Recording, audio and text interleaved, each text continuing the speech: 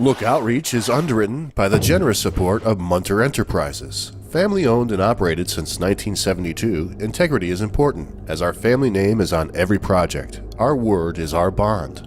Munter Enterprises. Just build it.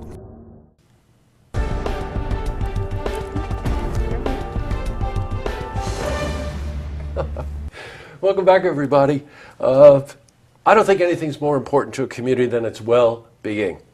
A lot of times when you hear that, you think to yourself, oh, okay, so is it economic health, economic development? Are you going to the gym enough? You know, in reality, if you really think about a well-being of a community, it has so much to do with the individual's personal health, the health and connection and relationship that that person has to their family. Well, joining me today are two people that are so involved in what I just said that we asked them to come on so we could talk more about it. This is Denise Murphy McGraw. Welcome, Denise. Nice to have you here. And somebody you might recognize, this is Diana Palmer, who was here not too long ago. That's because you're also running for 3rd Ward Common Council, Glens Falls. That's right, yes. Got it. Okay, well, welcome, both of you. Thank you. We're going to wear a different hat today, Diana. That's right. We are.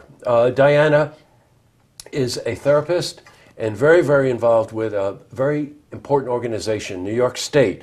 And she's the president of Regional New York State Association for Marriage Family Therapy. I almost got the title right. That's right. Okay. Yes. But in essence, that's pretty much what we're talking about. Yes. Okay. President of the Albany Hudson Valley Chapter of the Marriage and Family Association of New York. Okay, she just won the award for the longest title of anybody we've had on Look Media, so a very, very important organization. And the reason we asked you to come on is that recently I've been doing a lot of interviews with people about the Health Care Act, about New York State's initiatives on a state level and on a local level.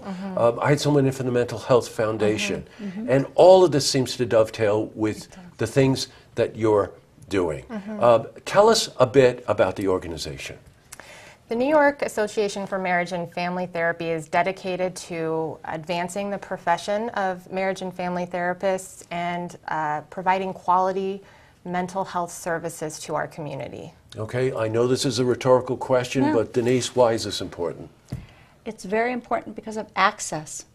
The number one issue facing people who need mental health services right now is to get access to quality care. And it impacts everyone, everywhere, big cities, small towns.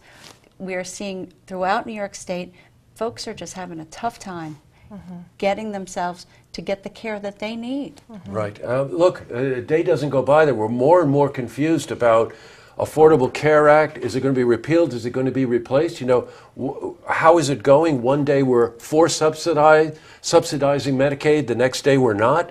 You know, so you can imagine the confusion as it moves through the legislature, but also individual insurance companies. But most importantly, I think the individual. That's right. You know, there's a stigma attached here, and I just want to emphasize one thing. You know, if you're talking about mental health here, and then I also mentioned marriage or individual therapy. You know, would you mean marriage counseling? Well, there are elements of that involved. But I think the most important thing is that to do a proper diagnosis for anybody in trouble, it's not only them telling you or you trying to analyze what's going on with that individual, but what is the impact of the relationships that that person has had, either through marriage or family, that's impacting what's going on with that person. Right. We are trained to look at the individual, in their family system, in their community system, perhaps in their school system, and provide a thorough diagnosis of how those systems are impacted by what is happening with that person, what their struggles are. We can give you a perfect example. Denise mentioned to me before we went on. Someone has a gambling addiction. Right. They stop paying the mortgage. Right. And how does that impact everyone? Right. And we've been at the forefront of actually problem gambling being such a perfect example of this, of a national endeavor to try to get more quality care out there and throughout New York State as it relates to problem gambling because of the influx of casinos or racinos throughout the state. It's changed dramatically in the last 20 years, and it's become more of an issue that impacts the entire family. Of course it does. And then you using the word addiction, that of course flows. So you can think of gambling as an addiction. What about the opioid addiction? That's right. You know, so as you can fill in the blanks here. No matter what the issue might be that's affecting someone in terms of their mental health, it affects families, and of course it affects the community. Exactly. So I think impact is probably an important word here, wouldn't you say? Yes, and the bottom line here is that there are more people in our community who are seeking mental health services, who are asking for help, than there are providers who are able to reach all of those people. And one of the reasons for that is because all of the people who are licensed in the state of New York to provide these services, we can't all accept all insurance policies. So on a regular basis, I and the other therapists who I represent as chapter president are having to turn people away who are saying, my family's in crisis, I need help. And then when we try to find referral sources in the community, people are being told that you can be on a waiting list for 6 months.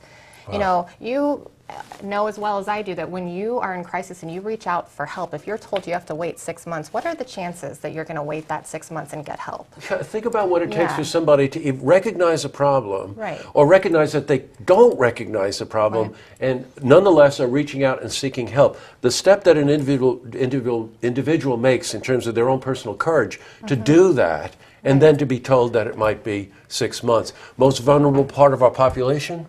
The Medicaid population, those who Yes. are living right around that poverty line. We see it every day. Their families are in crisis. They're struggling. They're trying to get help. The day-to-day things that you and I take for granted of being able to accomplish, that extra added layer of the difficulty when you then layer on poverty or homelessness, food insecurity, that certainly exacerbates mental well-being. And then you understand how people say, oh, poverty, oh, well, you could choose. There are cycles to poverty that the things that we're talking about here are probably in so many ways at the center of what prevents people from reaching their own personal potential. Exactly. Right? And that's I don't think anything is more important, I'll tell you. What do we want our viewers to know about this? What can they do? Denise, you agree? Well, we've been working very hard on two initiatives. One is a statewide legislative initiative to ensure greater access to care for those who have employer-sponsored health insurance plans, the traditional plans that we all see advertised here in the community. And then also working on legislation to help open up these kinds of services that Diana provides to the Medicaid population, to the most That's right. vulnerable. And so right. we've been working very hard on those two pieces of legislation to elevate the awareness of the issue, to elevate the awareness of those populations who are seeking care, and to move forward to ensure there are fewer barriers to mental health care in the state. I've got it. As our viewers, because let's face it, it affects everybody. You know somebody, it could be yourself, it could be your family, or you just want our country to live up to what people really look for a government to do, which is to provide the safety nets and the services to prevent people from falling through the crack and give them the opportunity to realize their individual potential. Is there a website or something? What people can do is they can call their elected officials. They can say, please remove these barriers to access so that I can use my insurance to see any provider that is available to me in my community. Yeah, very They important. can call their insurance companies and say, I am trying to get an appointment and there is nobody available to me. Please credential more therapists on your panel so I have more options and I don't have to wait for 6 months. Well, you know what, given the confusion that's going on in Washington and et cetera, I think it's very important that we make these phone calls now. The more that we interact with the people that can actually help affect this change to help them get their house in order, let's leave it at that, in a nice, polite way, the better off we all are. Denise, thank you very much for coming in. Thank you for having me. Diana, great to see you again. Nice to see When you. Diana mentioned elected officials, Denise is running for town board in Niskayuna, and as you know, Diana is running for 3rd Ward Common Council in Glens Falls. That's what an elected official should do. So great to have you both here. Great to Thanks see you. for Thank you for having having us, Jesse. You're quite welcome. To see this interview again, you can head to our website, looktvonline.com.